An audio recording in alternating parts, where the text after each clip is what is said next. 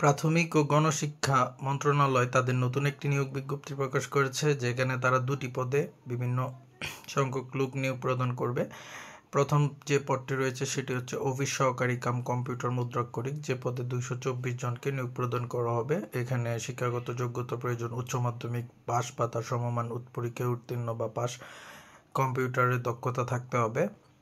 এছাড়া দ্বিতীয় যে পদটি রয়েছে সেটি হচ্ছে হিসাব সহকারী, যে পদে 246 জনকে নিয়োগ প্রদান করা হবে। তো এখানে ব্যবসায় শাখা হতে যারা উত্তীর্ণ হয়েছে তাদেরকে আবেদন করার জন্য বলা হয়েছে এবং কম্পিউটারে MS অফিস কাজ জানা দক্ষতা থাকতে হবে।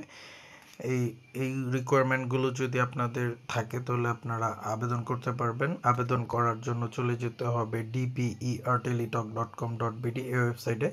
এখানে যে আপনারা আবেদনটি করে ফেলতে পারবেন। এছাড়াও যারা নিজের আবেদনটি করতে পারবেন না, আমাদের সাথে যদি যোগাযোগ করেন আপনাদের আবেদনটি আমরা করে দিব এখানে।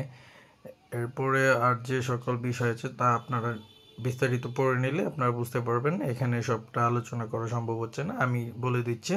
আবেদন শুরু হবে 20 সেপ্টেম্বর 2025 তারিখ থেকে এবং আবেদন চলমান থাকবে 12 অক্টোবর 2025 তারিখ পর্যন্ত। তো আপনারা যারা আগ্রহী প্রার্থী আছেন তারা আবেদনটি করে নেবেন।